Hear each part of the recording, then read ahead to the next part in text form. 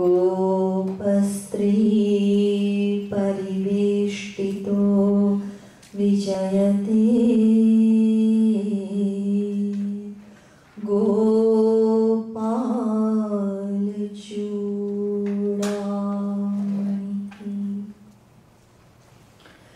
यो ब्रह्माणं विदधाति पूर्वं यो वै वेदांश्च प्रहिणोति तस्मै तद्वंह देवमात्मबुद्धिप्रकाशम् मुमुक्षुर्वै शरणमहं प्रपद्ये।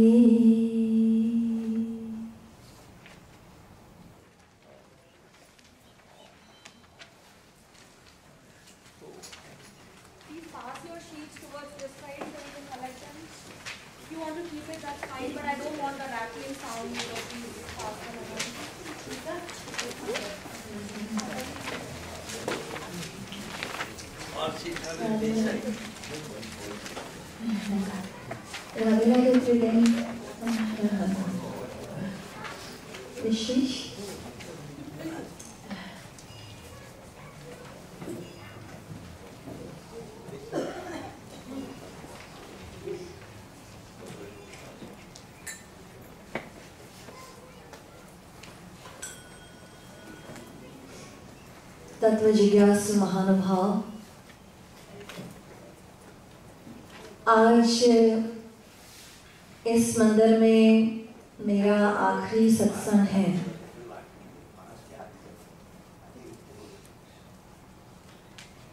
और मेरे को यह कहा गया है कि मेरे पास सिर्फ 1 घंटा है, माने मुझे 12 बजे तक जो कुछ भी मुझे कहना है तो 12 बजे तक मुझे अपना सब हिसाब बिठाना है, समाप्त करना है। तो आप लोगों से ये प्रार्थना है कि आप लोग एकाग्र चित्त होकर बैठेंगे और इस प्रवचन को गंभीरता पूर्वक सुनेंगे, ग्रहण करेंगे।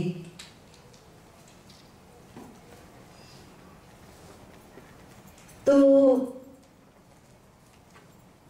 पहले दिन से लेकर कल तक, माने पिछले 6 दिनों में आप लोगों को समस्त सिद्धांत की बातें बताई गई। तो पहले दिन आप लोगों को यह बताया गया था कि विश्व का प्रत्येक जीव आस्तिक है, भगवान का भक्त है और निरंतर भक्त है। हमारे गुरुदेव जगत गुरु श्री कृपालु जी महाराज ने अपने एक ग्रंथ में समस्त सिद्धांत, हमारे शास्त्रों वेदों का जितना सिद्धांत है उसको प्रकाशित किया है अपने एक ग्रंथ में, राधा गोविंद गीत में। तो जिसके कुछ दोहे मैं गाने जा रही हूं, और ये दोहे पहले दिन के सत्संग का ही निष्कर्ष है। तो श्री महाराज जी कहते हैं, जीव चाह कृष्णानंद गोविंद राधे, जो है अनंत दिव्य नित्य बता दे। दिव्य आत्मा का जग गोविंद राधे, भौतिक विषय हो कैसे कैसे बता दे, हम चाहे भूमा सुख गोविंद राधे, अल्प सुख से कैसे सुखी हो बता दे, अल्प सुख से कैसे सुखी हो बता दे, जग सुख क्षणिक है गोविंद राधे, कभू मिले कभू छिन जाय बता दे, कभू मिले कभू छिन जाय बता दे, जल निधि मीना जल गोविंद राधे,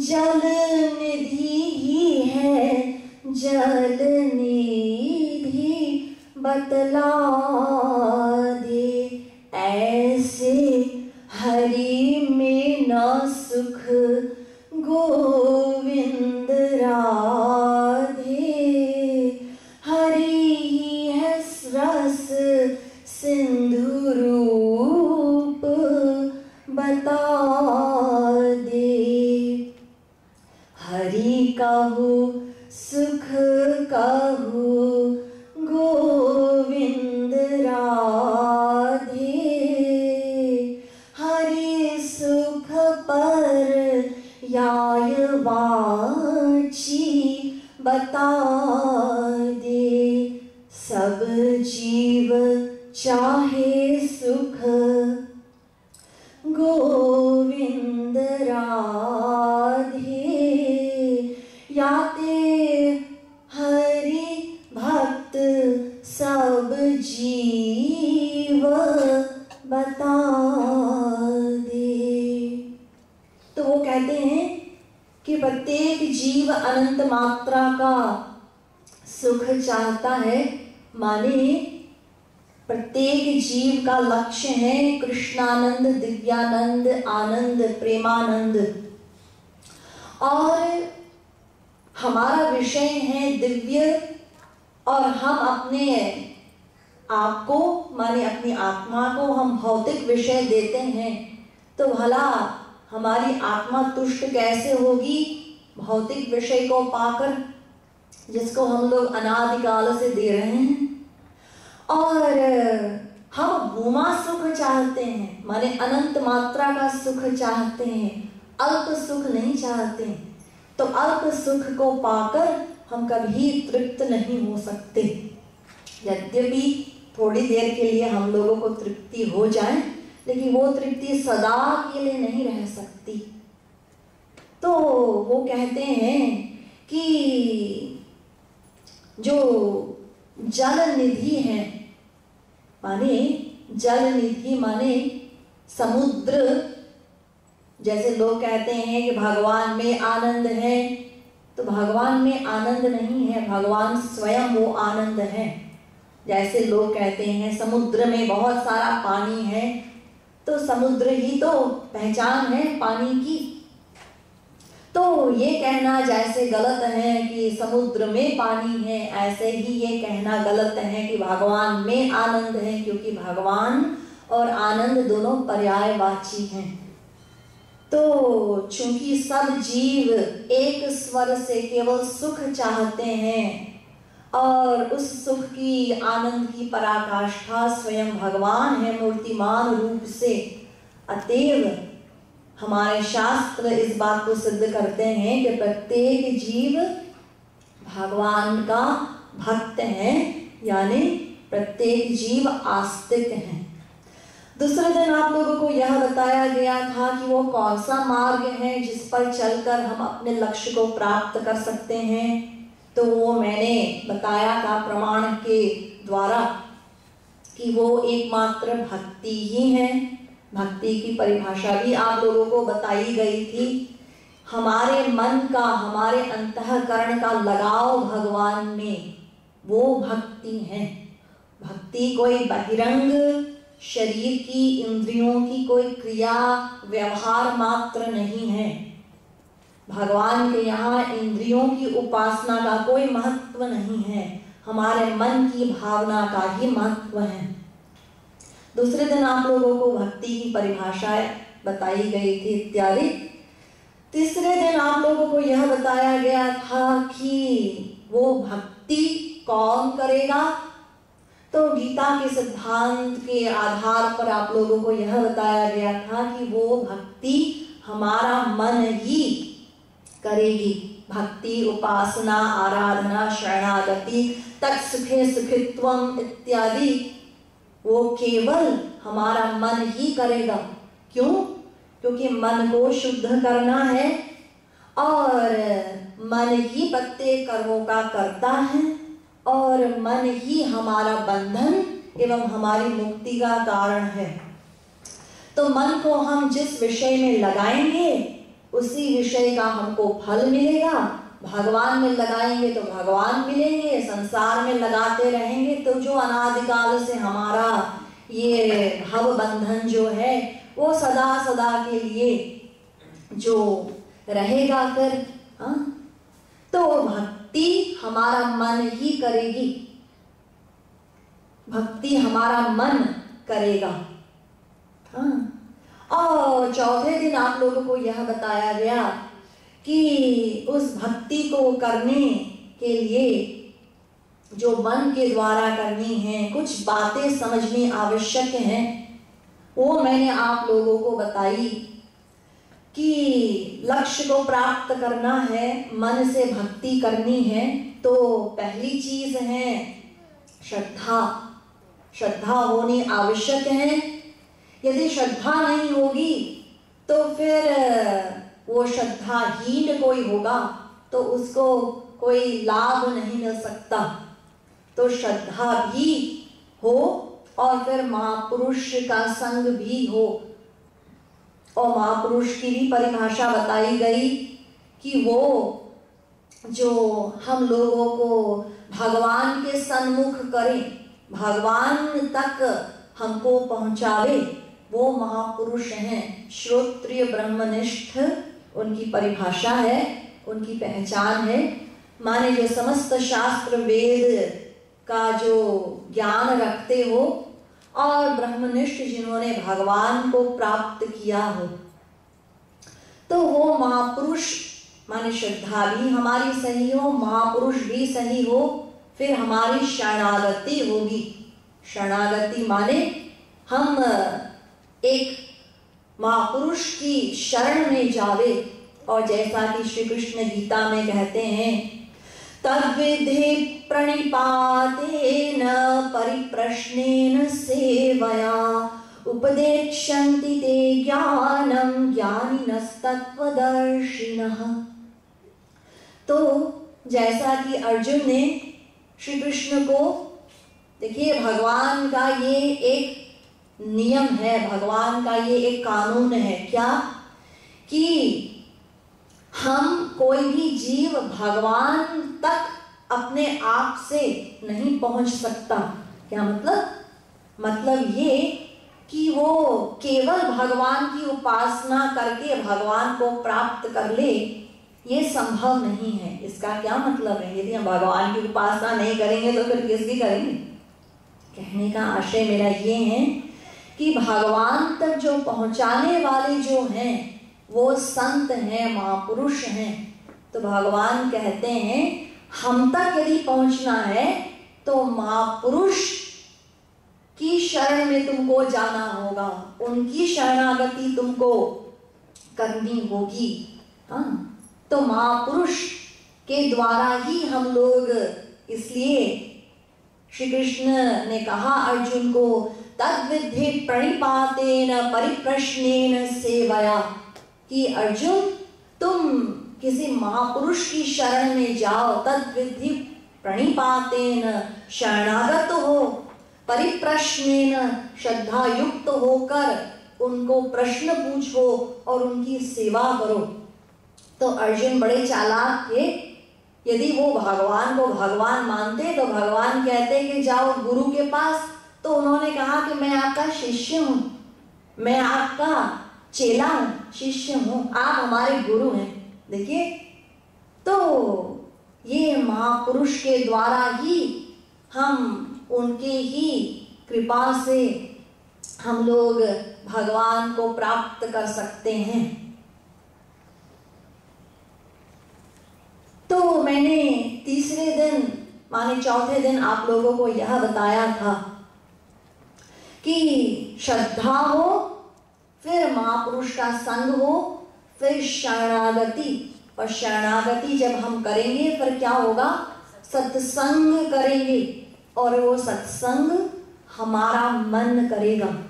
तो सत्संग के द्वारा फिर क्या होगा?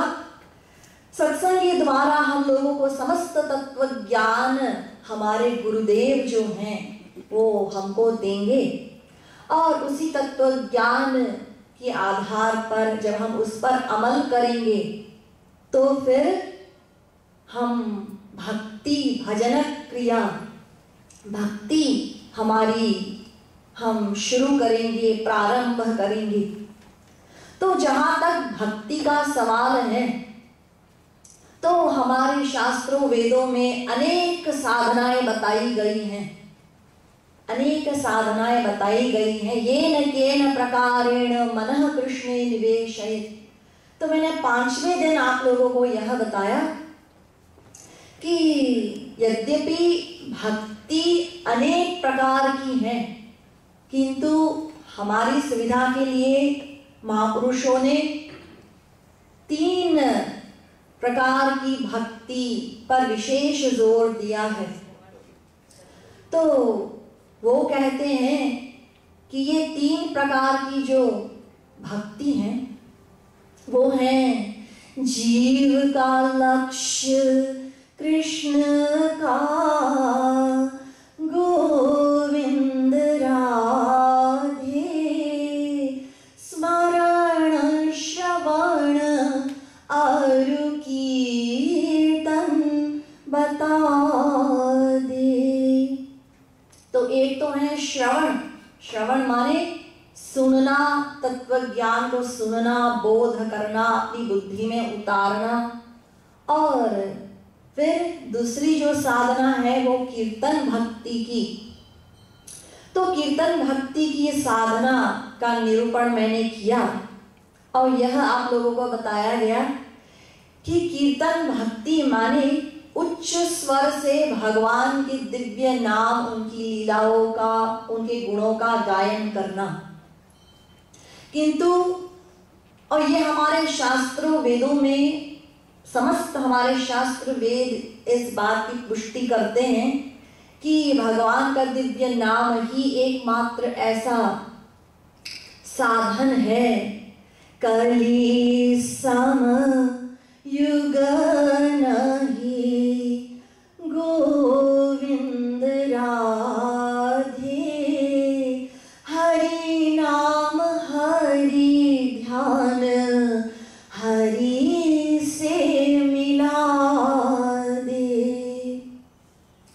तो भगवान का दिव्य नाम और भगवान का रूप ध्यान जो है वो हमको भगवान से मिला देगा। इस कलयुग की ये विशेषता है। इस कलयुग में जितने सारे जो दोष हैं, इतनी बुराइयां हैं, लेकिन ये एक महान गुण है कि भगवान का दिव्य नाम हम सब लोगों को प्राप्त है। लेकिन किंतु नाम को वाणी से गाना ये पर्याप्त नहीं है। तो जो नाम में नामी बैठे हैं उनका भी हम लोगों को ध्यान करना है। और वो कैसे करना है, किस प्रकार से करना है, तो चैतन्य महाप्रभु जी ने वो हम लोगों को कल बताया था। मैंने एक श्लोक मैंने जो अपने प्रवचन में गाया था कि नयनं गलदश्रुधारया वदनं गद्गदरुद्धया गिरा पुलकैर्निचितं वपुः कदा तव नाम ग्रहणे भविष्यति। तो इसी का अनुवाद श्री महाराज जी ने किया है। वो कहते हैं, वह दिन कब आए गोविंद न राधे, जब हरि नाम लेके आंसू बहा दे। वह दिन कब आए गोविंद राधे, जब नाम वाणी गद गद करा दे। वह दिन कब आए गोविंद राधे, जब हरि नाम रोमांच करा दे। तो चैतन्य महाप्रभु जी कहते हैं कि इस भाव से युक्त होकर हम लोगों को भगवान के नाम को, उनके दिव्य गुणों का चिंतन स्मरण करना है। माने एक भक्त भगवान से ये प्रार्थना कर रहा है, याचना करता है कि हे श्री कृष्ण, हमको उस दिन की प्रतीक्षा है, वो दिन कब आएगा। तो देखिए, ये भक्त भगवान से वार्तालाप कर रहा है, तो भगवान की भावना तो आवेगी, तभी तो भगवान से बातें कर रहा है। हाँ, तो कहने का आशय ये है कि भगवान की भावना से युक्त होकर हम भगवान के दिव्य नाम को गावे। और वो कैसे गावे? तो महापुरुषों ने, संतों ने हम लोगों को यह बताया है कि देखो, ऐसा है कि भगवान की कृपा सर्वव्यापक है, भगवान का प्रेम भी सर्वव्यापक है। हम लोगों को मांगना है, कैसे मांगना है, ये हम लोगों को समझना है। तो उन्होंने बताया, एक उदाहरण दिया, जैसे एक नवजात शिशु, तुरंत का पैदा हुआ जो बच्चा होता है, तो वो बच्चा क्या करता है? कुछ भी तो नहीं करता, वो अपनी माँ के शरणागत रहता है। बस वो पीठ के बल अपना लेटा है, माँ के शरणागत है। जबकि भूख, प्यास, ठंड, दर्द वगैरह उसको भी होता है, लेकिन वो अपनी बात को कह नहीं सकता, अपनी माँ को माँ तक नहीं समझता। वो बच्चा इतना निर्दयी, माने ऐसी उसकी दयनीय अवस्था है उस बच्चे की। लेकिन बिना किसी के पढ़ाए सिखाए, जब उसको उसकी माँ की ज़रूरत होती है तो वो रोता है। उसके पास ये हथियार है, वो रोता है। तो जब वो रोता है तो माँ आती हैं, माँ उसकी रोने की आवाज़ सुनती हैं तो वो भाग के आती हैं उसकी सेवा करने के लिए। तो माँ अपनी योग्यता के अनुसार उस बच्चे की सेवा करती हैं। अब बच्चा रो रहा है तो माँ सोचती है, अरे भूख लगी होगी, दूध पिलाओ, हाँ, या फिर पाखाना पेशाब किया है तो कपड़े बदलो, ठंड लग रही है और कपड़े पहनाओ, इत्यादि अनेक प्रकार से माँ उस बच्चे को रिझाने की चेष्टाएं करती हैं, उसको सुख देने के लिए।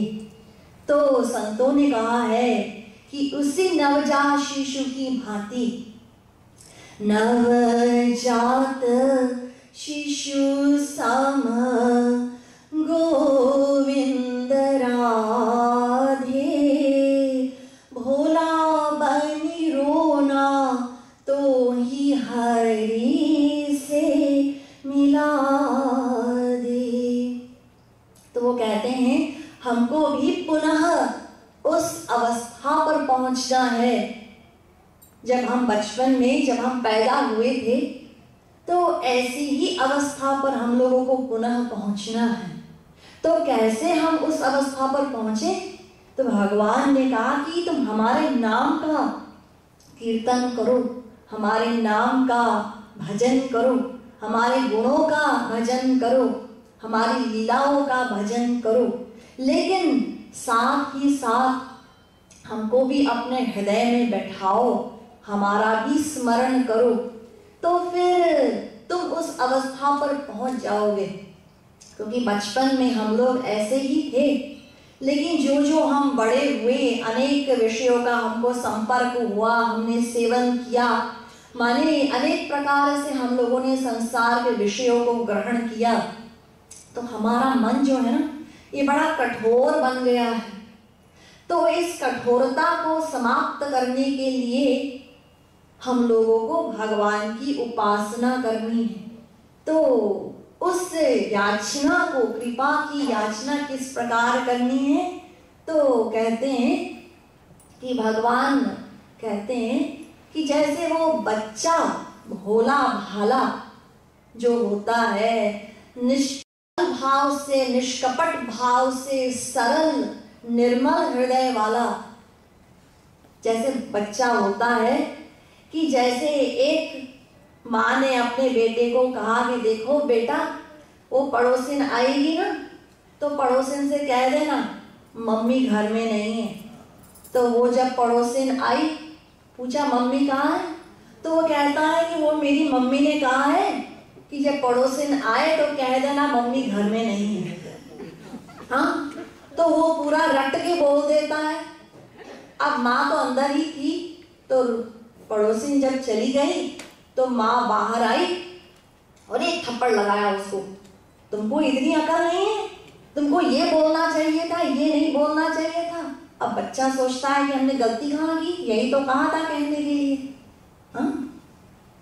तो देखिए, बच्चा जो है अब मार के डर से माने डरता है, पिटाई से।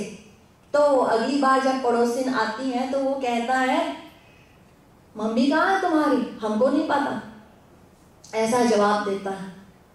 तो बच्चा अब माँ से भी झूठ बोलना सीख गया है।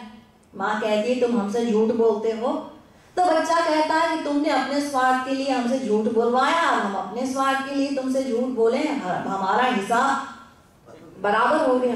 देखिए, तो ऐसे ही हम लोग बचपन से ये तिकड़मबाजी जो हम लोग सीखते हैं, तो सीखते सीखते सीखते फिर हम लोग ऐसे होशियार बन जाते हैं। ये 420 जो हमारी है ना, भगवान की यहाँ भी लगाते हैं। तो भगवान कहते हैं ये तुम्हारी 420 हमारे यहाँ नहीं लगेगी। हाँ, क्योंकि संसार वाले के यहाँ तो तुम्हारा छल शायद चल जाए, क्योंकि उनको नहीं पता ना, वो तुम्हारे अंतःकरण में नहीं बैठे हैं। हम तो तुम्हारे अंतःकरण में बैठे हैं। तुम्हारे प्रत्येक क्षण के प्रत्येक हिसाब को, तुम्हारे प्रत्येक संकल्प को हम जानते हैं। तो तुम किसको पट्टी पढ़ा रहे हो? तुम किसको बेवकूफ बनाने आए हो? हाँ, भगवान आशीर्वाद दे दीजिए, हमारी नौकरी लग जाए, हमारी लॉटरी लग जाए। हाँ, हम 1.25 से लड्डू का भोग लगाएंगे। हाँ, देखिए, लेकिन शर्त है प्रभु जी, ऐसा है कि हमारी लॉटरी पहले लगनी चाहिए, वरना हम लड्डू आपको दे दें, हमारी लॉटरी ना लगे तो देखिए, भगवान के यहाँ ये सब तिकड़मबाजी नहीं चलेगी। भगवान के यहाँ भोला बनकर सरल मन से हम लोगों को जो है उनके दरबार में जाना होगा। हाँ? तो बस यही साधना है, यही भक्ति है। तो जहां तक भगवान के स्मरण का सवाल है, तो किसी के मस्तिष्क में यह प्रश्न आ सकता है, जैसा कि कल मैंने स्मरण भक्ति का जो छठा दिन था, कल मैंने निरूपण किया था कि स्मरण हम लोगों को भगवान का अवश्य करना। तो कोई ये पूछ सकता है कि भगवान तो दिव्य है और हमारा मन तो माइक है, तो फिर हम दिव्य भगवान के स्वरूप का माइक मन से यदि हम रूप ध्यान करेंगे तो हमारा रूप ध्यान भी माइक ही होगा और भगवान दिव्य है। बात आपकी बिल्कुल सही है, क्योंकि गोचर जहाँ लगी मन जाई, सो सब माया जाने हूँ भाई।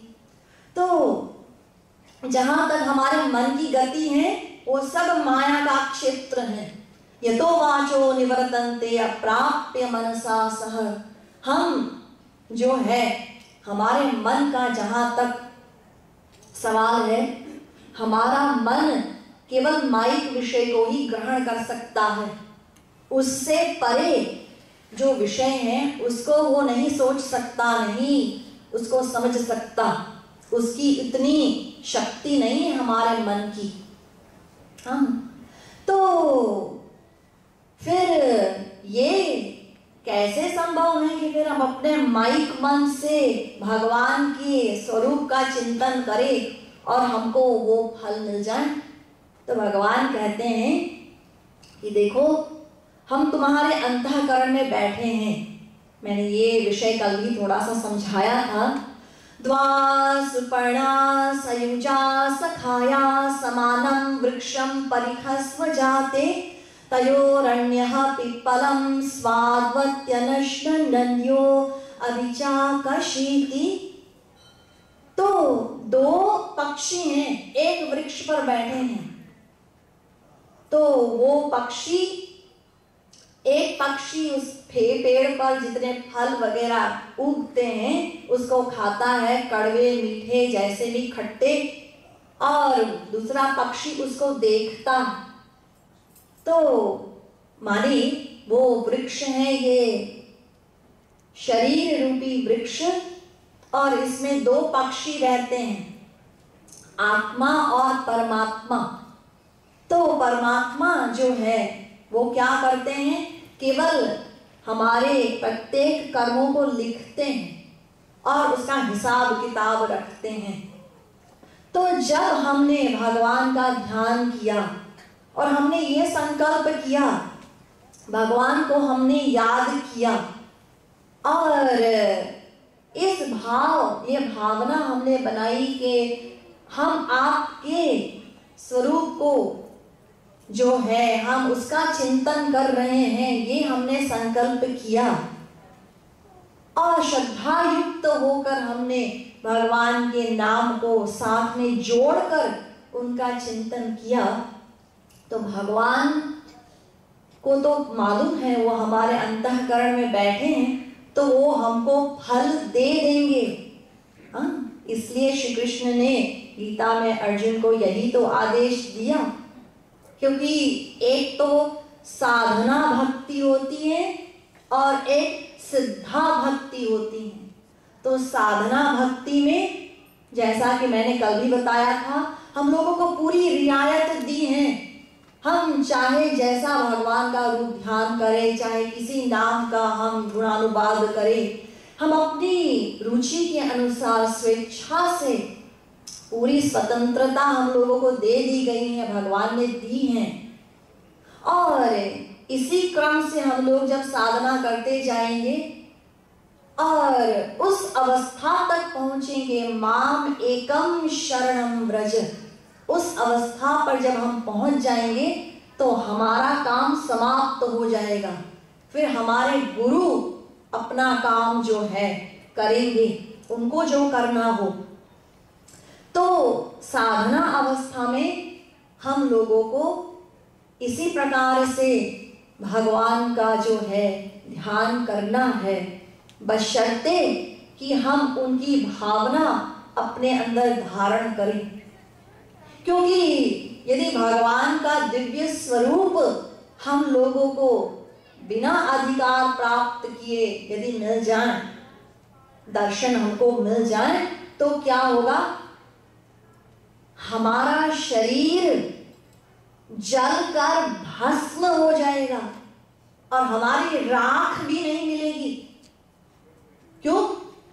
क्योंकि भगवान के दिव्य स्वरूप के दर्शन में जो रस है, जो मधुरिमा है, उसको हम सह नहीं सकते, धारण कहाँ करेंगे?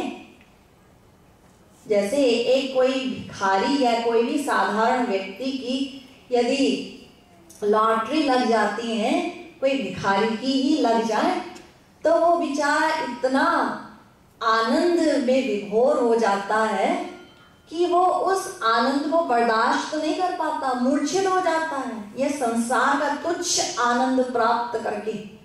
और जो अनंत मात्रा का, असीम मात्रा का जो दिव्यानंद है, वो हम लोगों को बिना अधिकार प्राप्त किए मिल जाए तो हमारी क्या दशा होगी, हम उसको सह नहीं सकते। तो उसको धारण करने के लिए हम लोगों को उतनी शक्ति चाहिए, अनंत मात्रा की शक्ति हम लोगों को चाहिए, वो पात्र हम लोगों को चाहिए।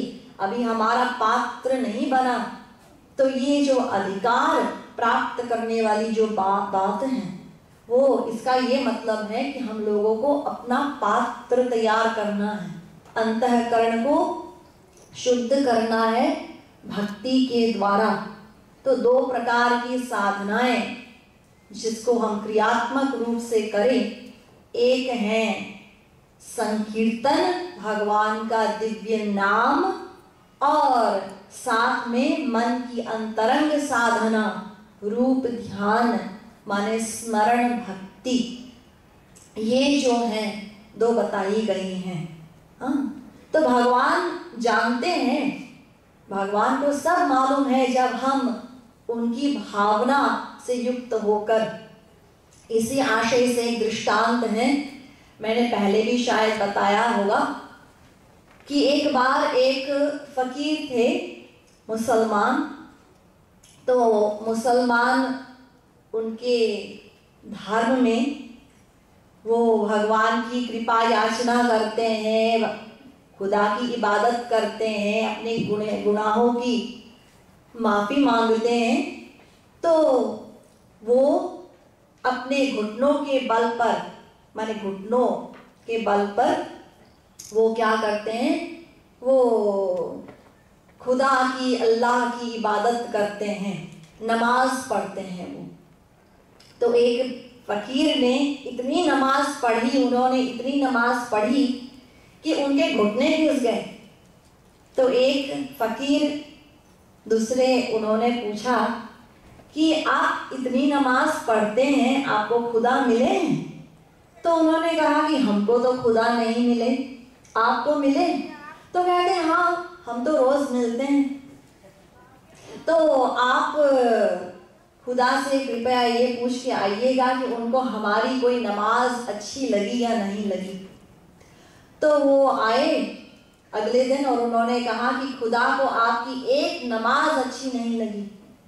तो इतना सुनते ही ये आनंद विभोर होकर अपना नाचने, उछलने, कूदने लगे। तो इन्होंने कहा तो बड़ी गंदी बात है, खुदा को इनकी एक नमाज अच्छी नहीं लगी और ये नाच रहे हैं। तो इन्होंने और ऊंची आवाज में कहा कि आपने सुना नहीं? तो वो कहते हैं हाँ हमने सुना। तो फिर ये नाचना ये सब क्या है? तो कहते हैं कि देखो ऐसा है कि खुदा ने हमारी एक एक नमाज को इतने ध्यान से देखा है, सुना है, तभी तो ये कहा है कि उनको एक नमाज हमारी अच्छी नहीं लगी। देखिए खुदा की इतनी निगाह है मुझ नाचीज पर, मेरी क्या हैसियत है, मैं तो एक तुच्छ जीव हूँ, और उनकी इतनी बड़ी कृपा है कि वो निरंतर जो है उनकी निगाह मुझ पर रहती हैं, परखते रहते हैं वो कौन जीव हमारी शरण में आ जाए तो हम उसको माला माल कर दें। तो ये भगवान भली भांति जानते हैं कि हमारा सब हिसाब किताब माइक है, लेकिन इसी माइक मन से हम लोगों को भगवान की उपासना करनी है। तो ये स्मरण भक्ति का प्रकरण आप लोगों को कल के सत्संग में बताया गया था। अब ये सब तो आप लोगों को समझा दिया गया है। अब आप लोग जाएंगे अपने अपने घरों में, अपने अपने जीवन को निर्वाह करेंगे अपने अपने हिसाब से। तो जहाँ तक भक्ति का प्रश्न है हमारे जीवन में, तो वो सब निर्भर है एक हमारे मन पर। हमारे मन पर सब कुछ निर्भर है। देखिए, माया के 3 गुण है। हमारे अंतःकरण पर माया के 3 गुण हावी रहते हैं, सात्विक, राजस और तामस। ये हमारे अंतःकरण पर हावी हैं अनादिकाल से। तो किसी एक समय पर, किसी एक समय में एक गुण प्रधान रहता है वातावरण के अनुसार। जैसा हम लोगों को वातावरण मिलता है वैसी ही हमारी मनोवृत्ति होती है। तो जब मान लीजिए जैसे कि आप अपने घर में पूजा पाठ आपने किया, आपके घर में मंदिर है, आपने भगवान का ध्यान किया, भक्ति की, उपासना की, और आपका मन बड़ा शांत है, गंभीर है, चिंतन आप कर रहे हैं भगवान का, माने भक्ति का वातावरण आपको मिला, तो आपकी वृत्ति सात्विक हो गई। इतने में आपका जो है बेटा या आपका पोता आया आपके पास, दादाजी दादाजी दादाजी। तो ये जो आप भगवान के नाम का कीर्तन कर रहे थे, हरे राम, अब आप हरे बेटा करने लग गए। देखिए, आपको ऐसा वातावरण मिला तो अब आपकी मनोवृत्ति रजोगुणी हो गई। फिर उसके बाद क्या हुआ कि आपका कोई दुश्मन जो आपको पसंद नहीं करता वो आया आपके घर में, आपका दरवाजा खटखटाया, आपने खोला तो वो वहां पर, और उसने कुछ आपको कहा, कुछ बात आपको कही जो आपको पसंद नहीं आई। तो उसने कहा कि हाँ, तो तुम वहां पर कल हमको मिले थे तो तुमने क्या कहा था, जरा फिर से बोलो। तो आप कहते हैं कि देखो देखो, जबान संभाल के बात करना, वरना एक थप्पड़ लगाएंगे तो तुम्हारी बत्ती सी बाहर निकल आएगी। देखिए, अब ऐसा वातावरण मिला तो अब मनोवृत्ति तमोगुणी हो गई, तमोगुण हावी हो गया। तो माने ये जो 3 गुण हमारे हैं ना, ये दिन भर में बदलते रहते हैं जैसा जैसा हम लोगों को वातावरण मिलता है। कभी सात्विक हमारी मन की वृत्ति हो जाती है, तो कभी राजसी हो जाती हैं, तो कभी तमोगुणी हो जाती हैं। हाँ, तो ये बदलती रहती हैं।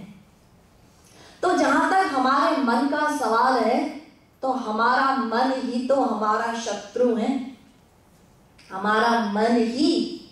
इसलिए जगत गुरु श्री कृपालु जी महाराज कहते हैं, मन को मानो शत्रु उसकी, सुनहु जनि कछु प्यारे। मन को मानो शत्रु उसकी, सुनहु जनि कछु प्यारे, सुनहु जनि कछु प्यारे। तो हमारा मन जो है ये हमारा शत्रु है, ये हमारा हितैषी नहीं है। इसलिए मन से बहुत संभल के हम लोगों को रहना है। हाँ, अभी आप लोग पूरे हफ्ते से जितने भी लोगों ने, आप लोगों ने सत्संग सुना है, भगवत विषय सुना है, और ये सिद्धांत की, शास्त्रों की बातें सुनी हैं, तत्व ज्ञान सुना है। तो कभी हमारी वृत्ति ऐसी भी हो जाती है कि हाँ देखो, ये दिवाकरी देवी ने ये जो बातें कही है ना, ये बिल्कुल सही है, 100% सही है। अब तो हम लोगों को भगवान की भक्ति, भगवान की उपासना में तत्पर होकर हमको करना है। हाँ, अब हम ऐसा करेंगे कि हम जो है सुबह 4 बजे उठ के हम साधना करेंगे, 4 बजे उठ के। फिर कभी हमारी वृत्ति ऐसी हो जाती है, जल्दी भी क्या है, उठ जाएंगे। हाँ, देखिए 7 बजे उठ जाएंगे, 9 बजे उठ जाएंगे, आज तो इतवार है। हाँ, और कभी कभी हमारी बुद्धि ऐसी, हमारी वृत्ति ऐसी हो जाती है कि हम लोग शंका करने लग जाते हैं, सोचने लगते हैं कि भगवान नाम की कोई चीज है कि ये ऐसे ही महापुरुष लोग बोलते रहते हैं। देखिए, तो हमारा मन जो है ये हमारा दुश्मन है। तो फिर मन को कैसे वश में किया जाए, क्या करें? हाँ, तो मन को वश में करने के लिए मन के ऊपर जो और एक चीज है, मन का दूसरा स्वरूप, वो क्या? हमारी बुद्धि। हाँ, उससे हम मन को वश में करें। तो कैसे करें? इसी बुद्धि के अंदर हम भगवत विषय को उतारें, तत्व ज्ञान का बोध करें। भगवान ने हम लोगों को एक शक्ति दे रखी है, वो क्या है? ज्ञान शक्ति। तो उस ज्ञान शक्ति के आधार पर, विवेक शक्ति के आधार पर हम लोग तत्व ज्ञान को ग्रहण करें। तो बुद्धि में जब वो तत्व ज्ञान रहेगा और जब हमारा मन करेगा, जैसे आज, क्योंकि वो तो मैंने कल आप लोगों को सिखा दिया था इसलिए आप लोग आ गए, लेकिन उठने से पहले सबका मन गड़बड़ जरूर करता है। चाहे काम पे जाना हो, चाहे फ्लाइट पकड़नी हो, चाहे ट्रेन से जाना हो, चाहे कुछ भी करना हो, मन गड़बड़ जरूर करता है। रोज आपका मन कहता है अरे थोड़ी देर और सो ले, थोड़ी देर और उठ जाएंगे। हाँ, देखिए हमारा मन कहता है, लेकिन फिर तुरंत बुद्धि सावधान करती है कि देखो आज वो मीटिंग है ना 10 बजे। हाँ, फिर वो गड़बड़ हो जाएगी, वहां समय से पहुंचना। तो फिर जल्दी जल्दी आप लोग तैयार होते हैं। ऐसे ही आज यहाँ आने के लिए भी ये जरूर हुआ होगा, मुझे पता है, मुझे कोई बताएगा नहीं, अपने मन की ऐसी गड़बड़ वाली बात तो कोई नहीं बताता लेकिन हुआ होगा जरूर आप सबको, अरे अब दिवाकरी देवी ने कहा है तो अब जाना पड़ेगा, चलो कोई बात नहीं चले जाते हैं। वो कहाँ बार बार आती हैं। हाँ, अब एक हफ्ते के लिए आई हैं, आज आखिरी दिन है, उन्होंने प्रार्थना किया था, क्योंकि हमारा मन नहीं है, लेकिन अब बुद्धि कहती है क्या करे, चले जाए। देखिए मन हमारा जरूर गड़बड़ जो है करता है। तो जब बुद्धि में वो तत्व ज्ञान रहेगा कि हम लोगों को जब ये मालूम, माने ज्ञान हमारा रहेगा हमारी बुद्धि में कि देखो हम लोग लापरवाही करेंगे तो ये हमारा नुकसान हो जाएगा, ये नुकसान हो जाएगा। तो संसार में तो हम लोग बहुत सावधानी बरतते हैं, बरतनी पड़ती है, गुजारा नहीं होगा, काम कैसे चलेगा, पेट कैसे भरेगा, परिवार का पेट कैसे भरोगे, खर्चा कैसे निकलेगा, ये सब है बुद्धि में। लेकिन भगवान के विषय में अरे ठीक है, हाँ, क्योंकि वो तो बाद में पता चलता है ना, भगवान का हिसाब किताब तो वो बाद में होता है, अभी नहीं होगा, वो बाद में होगा। तो चाहे जितना मर्जी लापरवाही कर लो, लेकिन जो श्रद्धालु हैं, जिज्ञासु हैं, जो उन्नति करना चाहते हैं, जो कुछ आध्यात्मिक लाभ प्राप्त करना चाहते हैं, जो अपना विकास करना चाहते हैं, जो प्रवृत्त होना चाहते हैं भगवान के, वो तो एक जैसे लोभी होता है ना, जैसे चोर जब किसी दुकान में डाका डालते हैं तो वो क्या करते हैं, जल्दी जल्दी जल्दी जल्दी सब सामान वो उठाते हैं। क्यों? समय बहुत कम है, अब देखो कोई आ जाएगा, कोई पकड़ लेगा। तो ऐसे ही एक लोभ पैदा होता है कि जल्दी जल्दी करो, इकट्ठा करो और इसका लाभ उठाओ, फायदा उठाओ, वरना क्या पता कब जीवन समाप्त हो जाए। तो ये तत्व ज्ञान जब हमारे साथ रहेगा तो हमारा मन जो है गड़बड़ नहीं करेगा। तो हम लोग तत्पर होकर और बड़े सावधान होकर हम लोग नियमित रूप से ये साधना जो मैंने आप लोगों को बताई है वो हम लोग जो हैं करेंगे। अब जहाँ तक क्रियात्मक रूप से इस सिद्धांत को अपने जीवन में उतारना, तो मैं उसका अभ्यास, अभी मेरे पास 10 मिनट है, तो मैं उस साधना को माने उस सिद्धांत को उस पर अमल कैसे करना है, क्योंकि आप सब लोग अपने अपने घर जाएंगे तो एक प्रैक्टिकल रूप से इस सिद्धांत को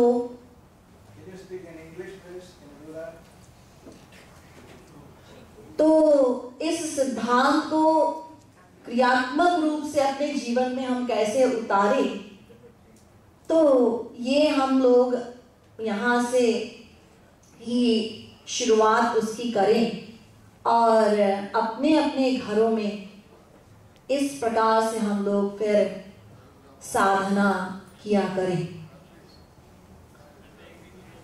तो जैसा कि मैंने आप लोगों को यह बताया है कि हम लोग कीर्तन भक्ति शुरू करें। मेरी तरफ सब लोग देखें, उस तरफ ना देखें। हम लोग यहाँ लोगों की भक्ति करने नहीं आए हैं, भगवान की भक्ति करने के लिए आए हैं। कृपया आप लोगों से प्रार्थना है, यद्यपि मन चंचल है लेकिन इस चंचलता को और क्यों हम लोग खराब कर रहे हैं। इधर देखिए, बस मैं आपका ज्यादा समय नहीं लूंगी। तो मैं आप लोगों को ये कह रही हूं कि जब हम लोग कीर्तन भक्ति, मैंने आप लोगों को यह बताया है कि कीर्तन भक्ति की शुरुआत जब हम करें, उससे पहले भगवान के रूप को हम सामने लावे और फिर साथ में कीर्तन भक्ति, क्योंकि भगवान का दिव्य नाम, उनकी लीलाएं, उनके गुण जितने भी हैं, तो ये हम लोगों को सहायता देते हैं मन को भगवान के रूप में, भगवान के ध्यान में केंद्रित कैसे किया जाए। तो ये भगवान का दिव्य नाम हमारी सहायता करता है। लेकिन भगवान के रूप को हम पहले सामने लावे। देखिए, जैसे हमारे संसार में भी जब आम तौर से जब हम किसी से बातें करते हैं, कोई हमको किसी तीसरे व्यक्ति की बात जब बताता है, देखो उसने ऐसा किया, फिर उसने ऐसा किया, फिर वैसा किया, तो हम मन से ऐसा ही ध्यान करते हैं कि हाँ ऐसा हुआ होगा, फिर ऐसा हुआ होगा, कहने का ये मतलब है। तो वैसे ही हम लोग भगवान का ध्यान जो है पहले करेंगे और फिर हम कीर्तन भक्ति की साधना जो है हम करेंगे। तो मैं एक रूप ध्यान हमारे गुरुदेव ने कराया था, तो मैं ये पढ़ूंगी और आप जैसा जैसा आप सुनेंगे उसी के अनुसार आप अपने ही मन में ऐसा रूप ध्यान बनाएंगे। ये बात हम लोग याद रखें कि हम ऐसी भावना भगवान के निमित्त बना रहे हैं। भगवान हमारे अंतःकरण में बैठे हैं, उनको ये भली भांति मालूम है कि हम उनका चिंतन कर रहे हैं। तो आप लोगों से मेरी ये प्रार्थना है कि आप लोग अपनी आंखें बंद कर लें कृपया शांत होकर बैठ जाइए और आराम से बैठिए शांत होकर। और इस रूप ध्यान को मैं जैसे जैसे एक एक पंक्ति को पढ़ूंगी वैसा ही हम लोग रूप ध्यान बनाएंगे। तो हम लोग सब अपनी आंखें बंद कर लें कृपया। और जैसा कि मैंने कहा कि जैसा मैं इस रूप ध्यान की पंक्तियां को पढ़ती जाऊंगी अब वैसा ही भाव बनाती जाइए।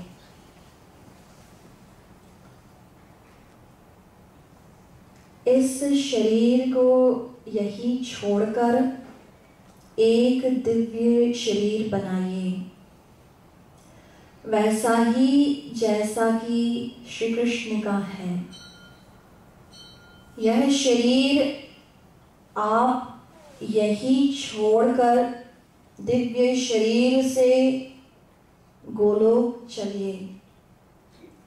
अब आप गोलोक भगवान के दिव्य धाम में पहुंचे।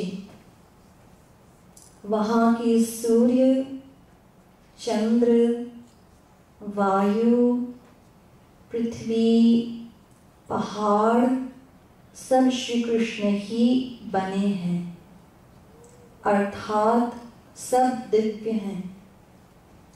वहां की प्रत्येक वस्तु में चमक है।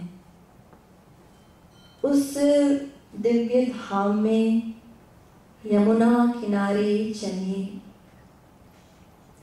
यमुना मंद मंद बह रही है। वहाँ के मैदान भी श्री कृष्ण ही बने हैं। किनारे पर लताओं और वृक्षों में फूल लगे हैं। उन पर भौरे गुंजार रहे हैं। ऐसी यमुना के तट पर दिव्य चिन्मय मणियों से जुड़ा हुआ ब्रह्मांड घाट है। हम लोग वहां पहुंच गए, किंतु वहां श्याम सुंदर नहीं है। शायद वे कहीं खेलने चले गए हैं।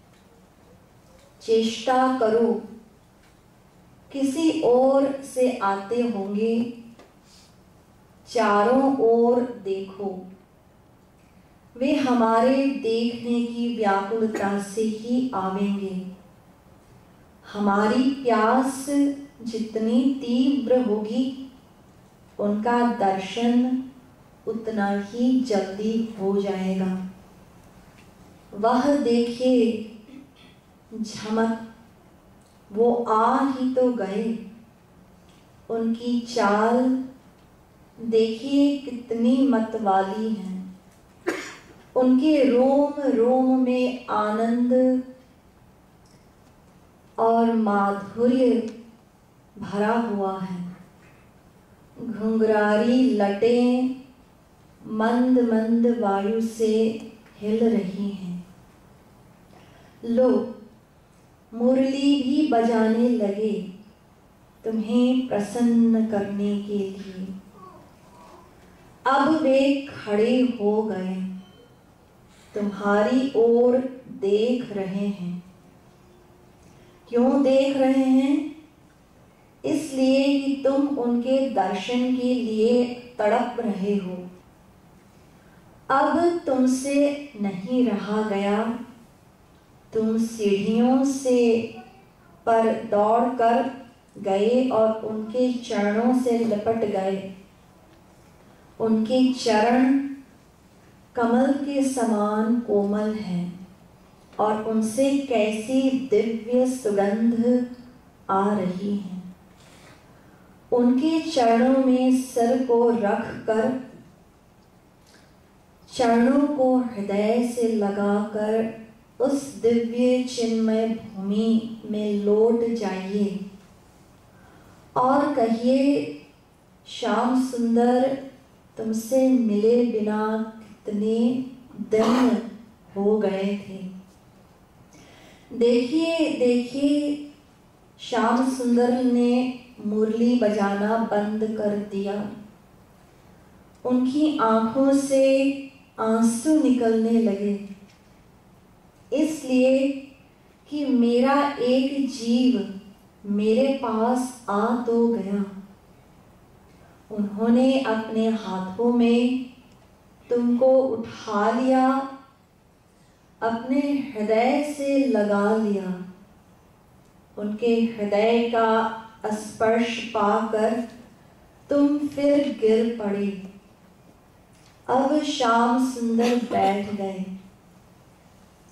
तुमको उठा लिया और अपनी गोद में रख कर तुम्हारे सिर पर अपना कमल सा हाथ फेरते हुए बोले, मैं तुमको अनंत काल से परख रहा था, क्यों नहीं पहले आ गया। मैं तो तेरी प्रतीक्षा में ही था। अच्छा, शायद मेरी ही गलती थी कि मैंने कृपा नहीं की। अब श्याम सुंदर की कुछ सेवा भी करना है। क्या सेवा करें? श्याम सुंदर को अपने नाम का कीर्तन सबसे अधिक प्यारा है। उसी नाम से कीर्तन को रोकर करें, यही उनके प्रति वास्तविक सेवा होगी।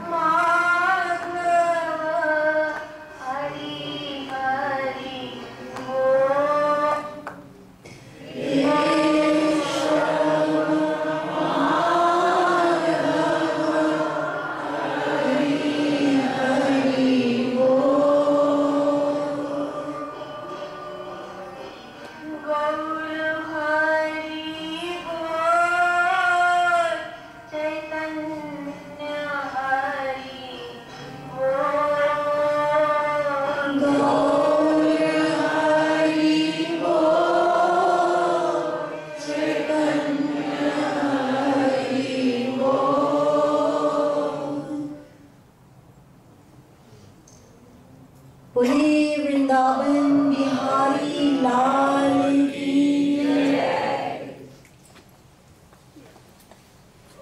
तो कीर्तन जितनी भी देर आपने सुना है तो बस उसी भाव को अपने हृदय में ले जाइए और अपने जीवन में उसको उतारिए और ये सिद्धांत जो है इसको क्रियात्मक रूप से इसको अपने जीवन में उतारिए, इस पर अमल कीजिए और इसका अभ्यास कीजिए और आपको स्वयं ही आप अनुभव करेंगे कि आपकी दैनिक जीवन में कितना परिवर्तन आप महसूस कर रहे हो।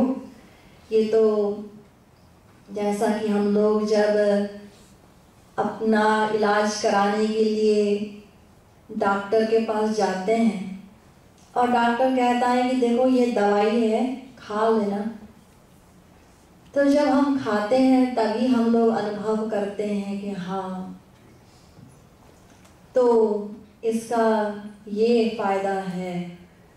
तो ऐसे ही मैंने तो अपना काम इस एक हफ्ते में किया है, अब आपको अपना भी करना है। तो करना है आपको अभ्यास, साधना, भक्ति, ये आप लोगों को करना है। और यदि आप लोग नहीं करोगे तो फिर वो डॉक्टर के यहाँ से जो दवाई लेके आए हैं उसको मेज पे जाके रख दिया, खाया ही नहीं, तो फिर वो रोग कैसे जाएगा, फायदा कैसे होगा।